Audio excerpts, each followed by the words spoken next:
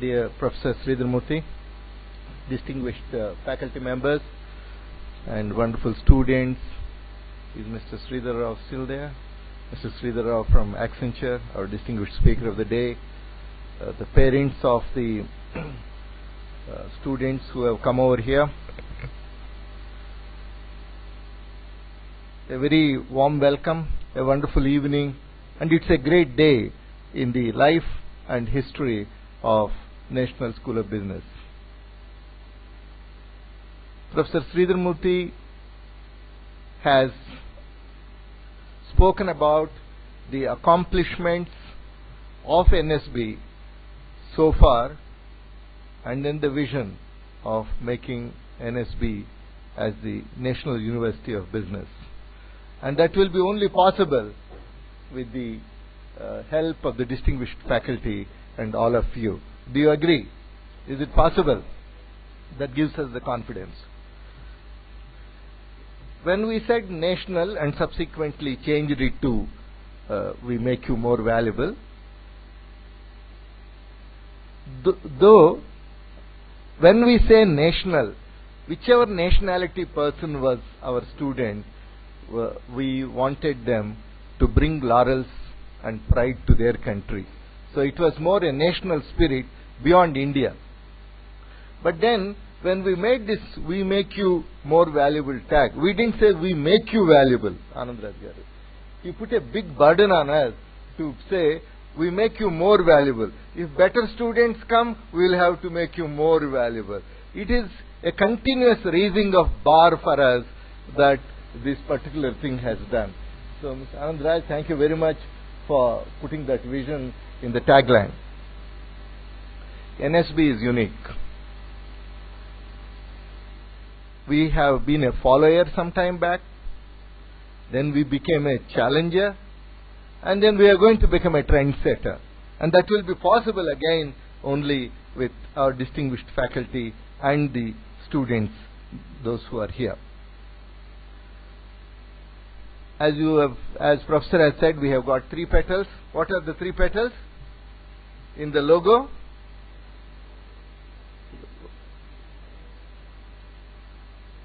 Competence, character, compassion. Okay, very good.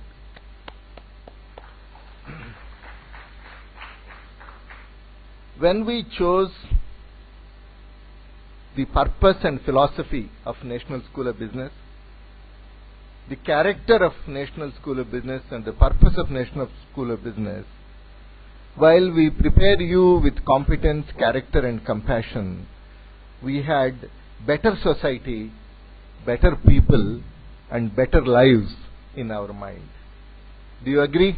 Better society, better people, better lives through managers in making of National School of Business. Do you agree? Okay.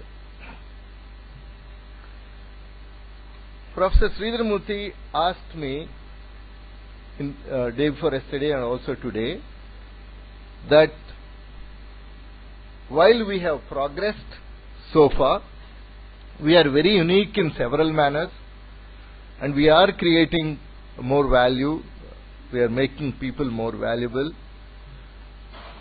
On this occasion, when we want to become much bigger and a university, please mention some of those things which you have in mind to make that happen.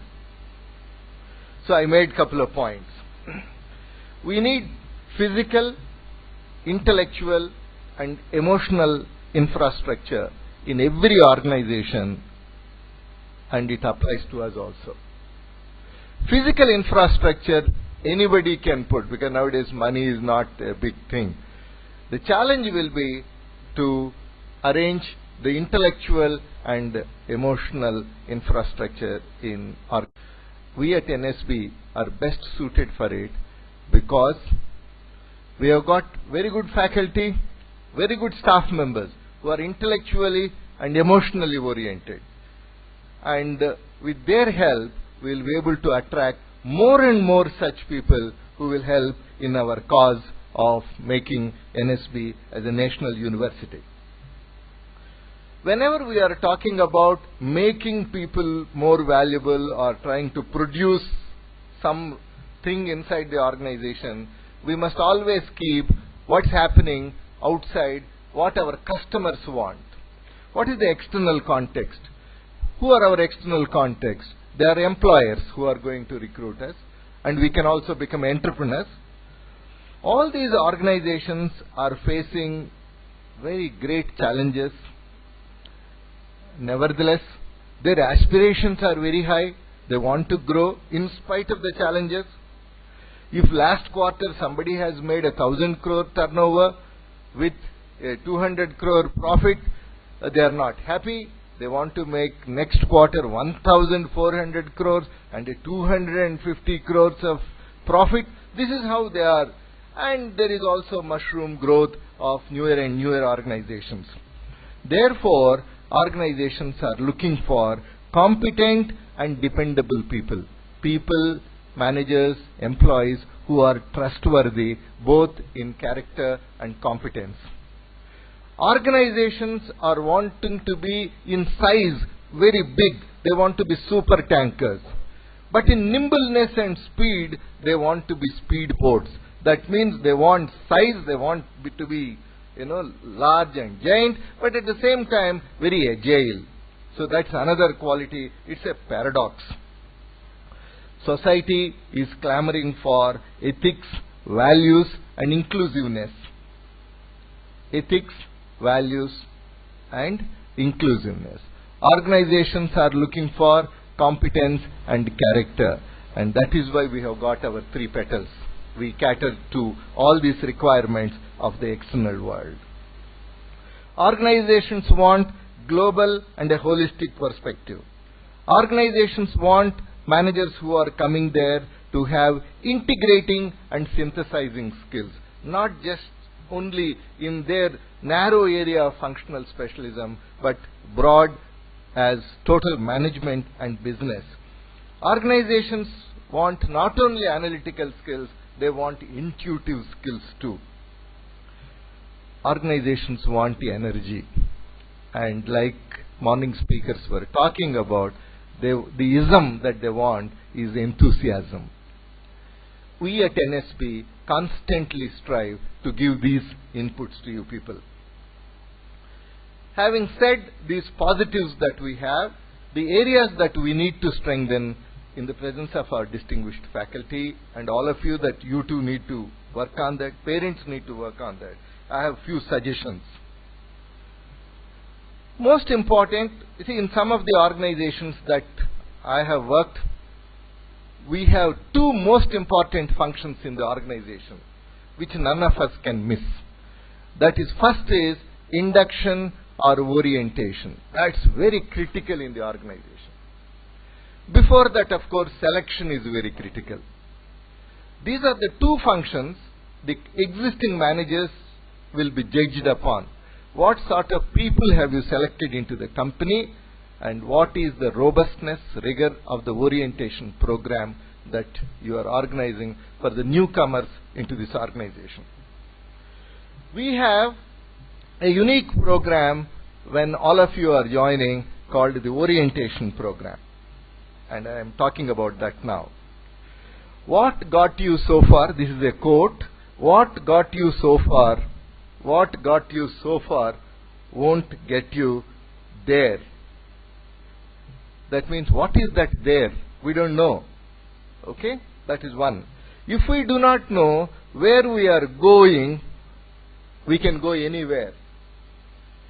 If we do not plan, we fail to plan. These are some quotes.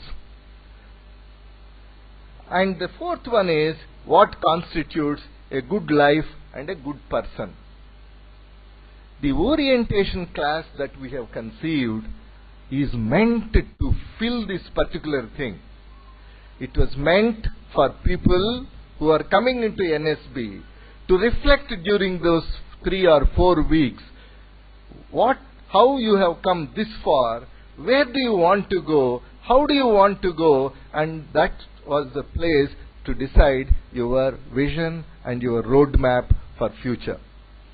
It was also the purpose to discover yourself, discover your potential, and then see how you can deploy it. In our orientation program here at NSB, we are bringing the best of people. But my concern was students have taken it lightly, lot of them. What a wonderful opportunity to see that I have come this far, and now my next journey is beginning, and that journey is for the next 40 years.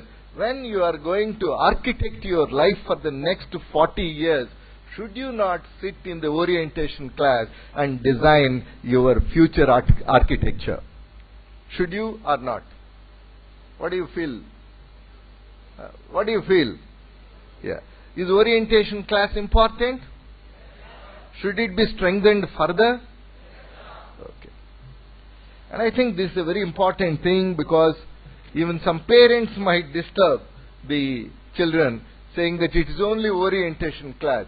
In fact, what we feel is, if during the orientation class people can discover themselves, find out their potential, write their vision, where do they want to go, if they can make all that, afterwards very little effort is required by NSB. We need not monitor at all. You start self-managing yourselves, because you have made your life's architecture. Do you agree? Okay. So orientation classes strengthening is one of our motto at NSB.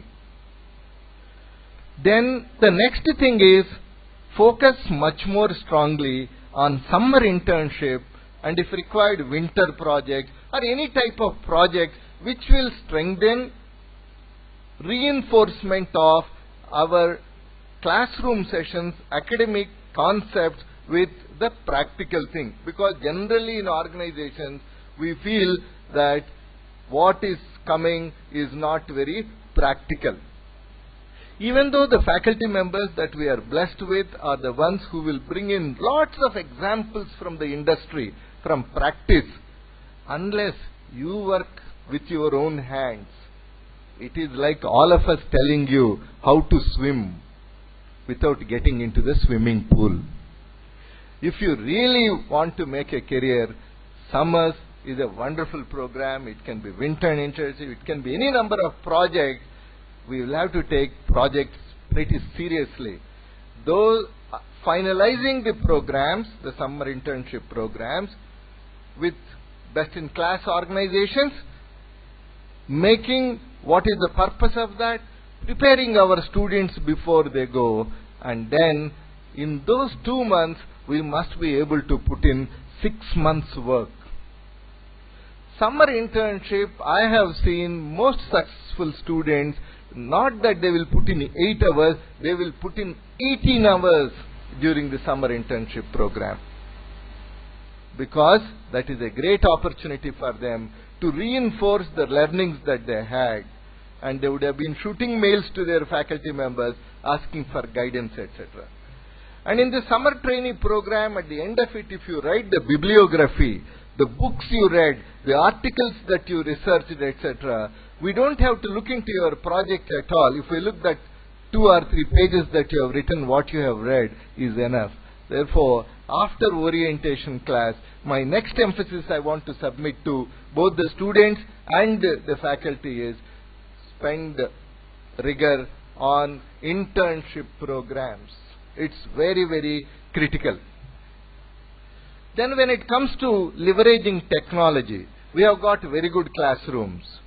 If we start making them video linkable more and more, across any part of the globe, we can, with the connections that we are going to have across the world with faculty, we can see that they speak to you during classroom programs in addition to our own faculty members. So that is one thing how we can leverage technology. Now once we establish the technology, even for industries, instead of sending their people from various organizations to either make 1.5 to, it is the same whether one travels from Whitefields to JP Nagar or one travels from Delhi to Bangalore, the time is the same in our current context. So if only we leverage our video technology much better, you can have many more world-class people and industry people to be able to talk to you. And then, of course, in the morning, Sri Mohanji was telling that participation is very important. When these guest faculty members come on video conferencing, we will have to participate greatly. That means we will have to prepare. Then we must also be able to solve industry problems.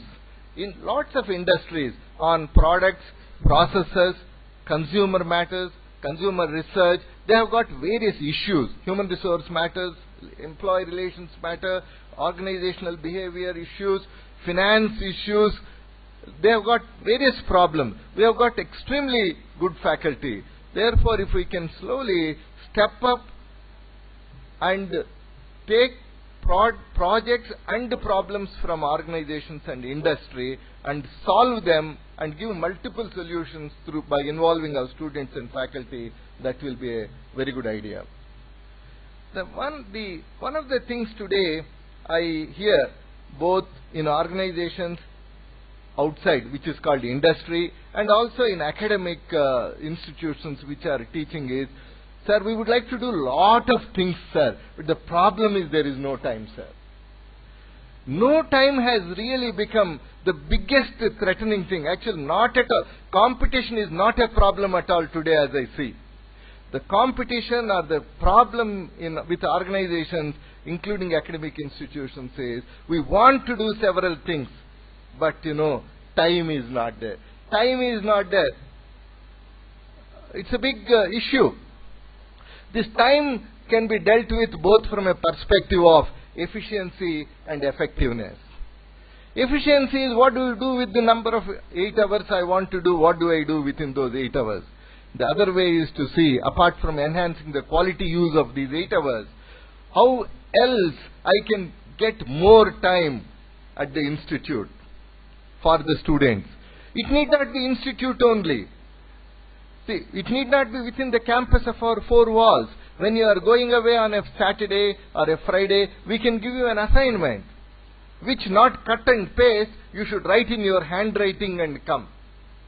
Because if we give any project electronically, in many schools, may not be in our school, some of the faculty members complain that by and large, when they start reading the second one and third one, all are looking like the same, including the order in which people have typed.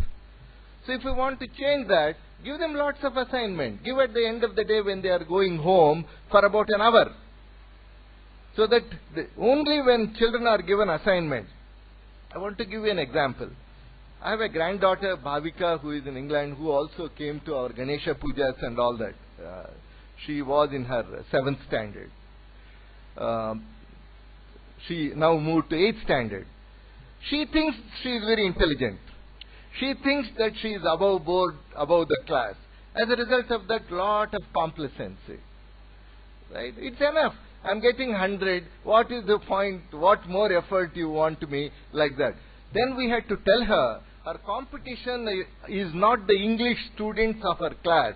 If she is going to come back to India for MBBS, 3 years, 4 years or 5 years from now, competition is definitely not England. Competition is in India, and India is totally a different competitive context. So now what we have done is, we are not giving her the freedom that she knows everything. We have fixed so many engagements for her after coming home. And that's not at home. There is a science, there is an English, there is a dance, there is maths, there is music. There is practically no time at all. And one thing that I learnt is, when you give lots of assignments to students, they are very, very sincere. They want to showcase, they want to do. So please don't allow them to go away with a vague abstract thing. Give them which is measurable the next day, and if we have to give marks, etc., let us give and take it into, and they will, because they are extremely good people and they will do it well. These are the few things that I wanted to tell. because the last couple of quotes I wanted to say were, people first do what they want to do. People first do what they want to do. So their evening hours, we are not very sure what they want to do. Then people do what they have to do. Here institute can intervene and make what they have to do. The third one is a dangerous one. If both people don't want to do and people don't have to do, then they have enough number of reasons and excuses why they could not do, or why they are trying to plan to prioritize. They are trying to plan to prioritize. You know what a gap is available. So the challenge for you, either at the orientation classes and your own vision, you come to a conclusion, this is what I want to become, then you self-manage. To that we can add that these are the things that they have to do. So we have reinforced that particular thing. But never leave them in a situation where they have to try to plan to do, to accomplish something. You know, that abstractness, we should take it away. Do you agree with that suggestion, or do you agree that you want to do, you want to accomplish? Is that? You have a vision. Okay, very good. I would end the thing with a quote of one Mr. Becker. Society is a vehicle for earthly heroism. Society is a vehicle for earthly heroism. Man transcends death by finding meaning for life. Man transcends death by finding meaning for life. It is that burning desire for the creature to count. What man really fears is not so much extinction, but extinction with insignificance. What man really fears is not so much extinction, but extinction with insignificance, going away from this world without being counted and without having been useful, without doing anything which is of significance.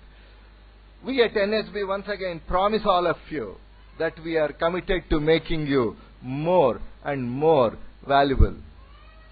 We are a River Institute. Please carry the biggest container most sincerely. All the best, and I compliment all of you, sir. Thank you very much. Madam. Thank you very much, Professor K.V. Raghavaya, sir, for your extraordinary leadership. We would like to actually recognize your efforts. Please accept a small token of appreciation from National School of Business.